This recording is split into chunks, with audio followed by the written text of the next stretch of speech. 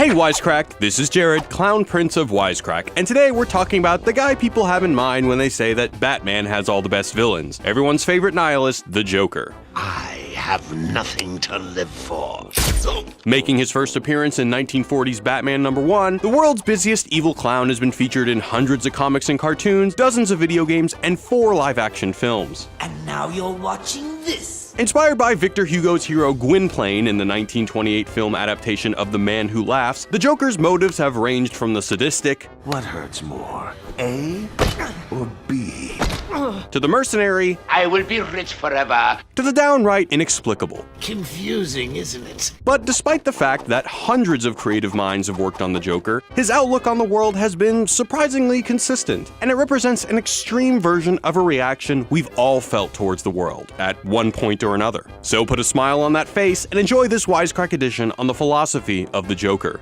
Part 1. One Bad Day. There are a lot of explanations for just how the Joker got to be the Joker. You know how I got these scars? The first account of the Joker's origin was revealed in Detective Comics number 168 back in 1951. And over the past 6 decades, most versions have followed more or less the same plotline. A 2-bit villain known as the Red Hood loses a fight to Batman, falls into a vat of skin bleaching and hair brightening chemicals, and emerges as something entirely new. Over time, DC built on this origin story. Alan Moore's 1986 magnum opus, The Killing Joke, made the Joker's origin a lot more tragic, making him a reluctant villain who lost his humanity after one bad day, where he failed as a stand-up comic, Nobody laughs. was informed of the death of his pregnant wife, There was an accident this morning. got framed by the mob, and only then fell into a vat of disfiguring chemicals. Oh, come on. The entire premise of The Killing Joke was that the Joker hoped to turn Commissioner Gordon into another version of himself by giving Gordon a similarly bad day, to prove that even the best of us are never more than one bad day away from becoming, well, whatever the Joker is. More on that later. While The Killing Joke is technically not a canonical story, and the Joker gives a strong indication that he has no idea whether this version of his history is accurate anyway, Sometimes I remember it one way, sometimes another. the comics, animated series, and games have mostly stuck by Alan Moore's depressing version of the Joker's origins ever since. Really? I must be falling into a rut. Batman and the Joker have something in common. Both live their lives as responses to traumatic, worldview-shattering events. Events that represent an existential crisis that most people have to deal with sooner or later. How do you respond when life destroys your sense of meaning? Batman reacts to his parents' death by dressing up in a bat-eared leotard and battering criminals, which seems reasonable enough by comic book standards. But the Joker's one bad day led him, with equal passion, to embrace meaninglessness and violence. After all, if moral nihilism is correct, then nothing is right or wrong. According to French existentialist philosopher Jean-Paul Sartre, recognizing the meaninglessness of existence forces us to realize that we are responsible for creating our own meaning. Choosing how to deal with this loss of meaning animates the entire Batman universe. Batman decides to uphold some form of conventional morality as a vigilante, the Joker chooses to abandon it entirely, and the villain Two-Face splits the difference, literally flipping a coin to decide whether he'll uphold conventional morality or rebel against it.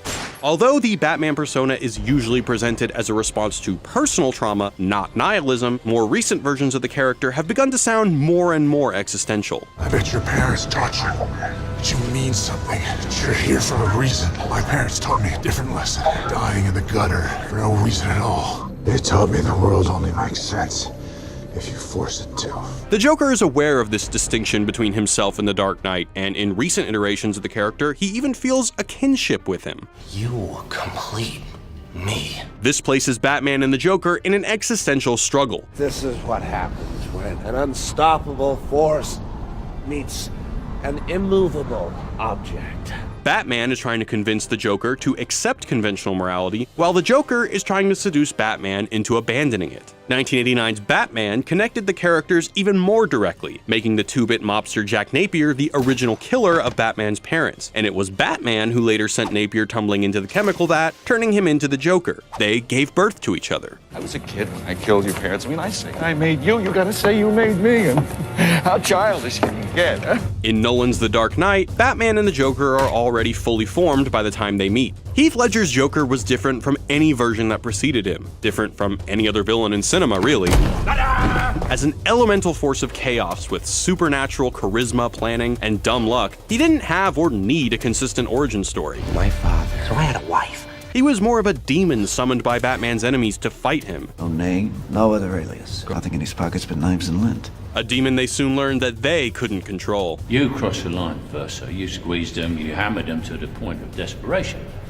And in their desperation, they turned to a man they didn't fully understand. In other words, in the world of the Dark Knight, the Joker's presence in Gotham City is entirely Batman's fault. I don't like it tonight. What are you, superstitious? You got more chance of winning the Powerball than running into him. By introducing oppressive justice and order, he has thrown the moral universe of Gotham out of balance and created opportunity for a new kind of chaos and evil to emerge. I thought my jokes were bad. This idea of society without balance is central to the philosophy of French sociologist Jean Baudrillard. In The Transparency of Evil, he argues that the kind of moral progress Batman seeks would be impossible, because even as he seeks to uphold justice by making criminals his bitch, he creates more extreme versions of order for criminals to challenge and subvert. We hired a clown. He was right. We have to fix a real problem.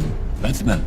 Thus giving birth to a radically antithetical version of Batman's brand of justice, the Joker. In trying to completely sanitize Gotham of evil, Batman essentially created a super germ, a kind of autoimmunity disease in the form of the Joker. In Baudrillard's words, all liberation affects good and evil equally. The liberation of morals and minds entails crimes and catastrophes. The liberation of law and pleasure leads inevitably to the liberation of crime. According to Baudrillard, evil isn't the opposite of good. If something unpleasant happens to you, that doesn't mean it's evil. Evil is characterized by a radical indifference to good. This is essentially the Joker. Instead of merely making bad things happen to people like other supervillains, the Joker has a more sinister goal: to completely destroy the concept of what good even means. Each of you has a remote. Blow up the other boat. Nobody ever labels themselves as evil. Everyone considers themselves to be good. So the Joker tries to seduce Batman, Gordon, and others into abandoning their moral foundations and do something they'd never see themselves doing, thereby corrupting their understanding of goodness. His mischievous passion for breaking down people's confidence in the division between good and evil is exactly what makes the Joker so intriguing. Most other villains combat good with the opposite. The Joker destroys good. In the end, Batman wins the fight, but the Joker wins the argument. The once idealistic Harvey Dent is now completely indifferent to the distinction between good and evil. The only morality in a cruel world is chance. Unbiased, unprejudiced, fair. Whether he's trying to leave his deadly imprint on the world around him, or just break down one character's moral compass, I just wanted to bring down your grim facade and for once let you see the world as I see it, giggling in a corner and bleeding. The Joker's objective seems to be to show us that our pretenses to love and morality are phony, and that we're a lot more self-serving than we let on. To prove a point. But I suppose the question still remains, why does he bother? It's a cop-out to say the Joker is mentally ill. The common classification of the Joker as insane seems to just be a way of demonstrating how little we understand about how his mind works, and why it takes a similarly dark and eccentric character to figure him out. What makes the Joker violent, in other words, isn't a psychiatric problem. It's an existential one. He is pathologically sane, and he's seen how fragile conventional morality is. See, their morals, their code. It's a bad joke. He believes that no one is more than one sufficiently bad day away from total depravity. But the Joker doesn't just abandon traditional moral codes, he subverts them with a sinister kind of humor. Part 2. Why so serious? The Joker is a Joker, just like it says on the tin. He resembles a clown, he has a huge permanent grin, and he's been known to use elaborate slapstick-based murder weapons. It's his gimmick, and for most of the character's history, it's been just a gimmick. But starting with the publication of The Killing Joke in 1988 and continuing through the release of The Dark Knight in 2008, there's been a darker undertone to it. He enjoys doing wretched, horrifying stuff. It's funny to him. The Joker jokes because, from his point of view, everything is trivial.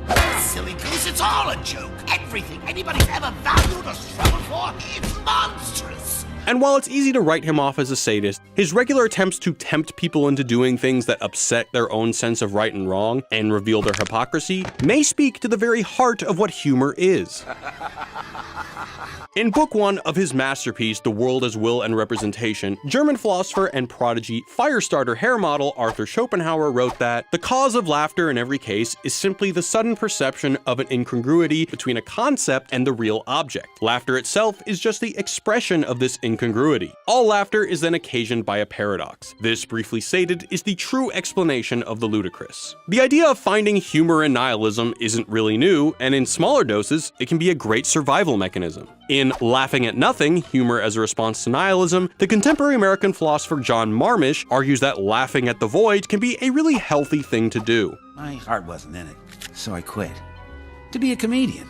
To make people laugh. Because when they laugh, they feel good. The nihilist, in claiming that our fate is unfair, unwanted, and unfavorable, need not collapse into despair. Rather, with humor, this individual might understand life as part of a cosmic drama that is amusing in its ultimate absurdity. Because the Joker is an active and even joyfully fanatical nihilist who sees it as his duty to confront imposed moral order with the reality of chaos, his entire life revolves around identifying incongruities between what we say we are, moral, righteous, good citizens, Thank you, Detective. and what we actually are, selfish, savage creatures. They got me early on, my mother's hospital bills. Don't! And he's having a great time doing it. According to the Joker, conventional morality and the social structures built around those ideas are flimsy and weak. He believes that nobody is ever more than one bad day away from abandoning it. His entire career as a villain centers on giving people that one bad day he thinks they need to end up just like him. Madness, as you know, is like gravity.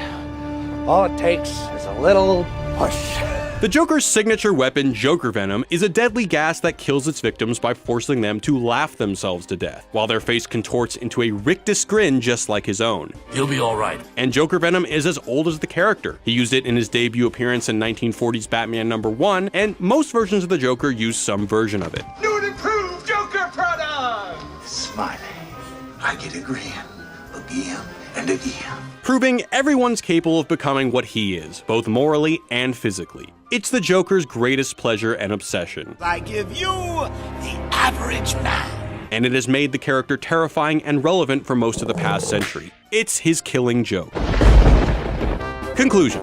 It's hard to resist the temptation to glamorize the Joker a little bit, partly because he's been around so long that we've developed a certain amount of affection for the guy.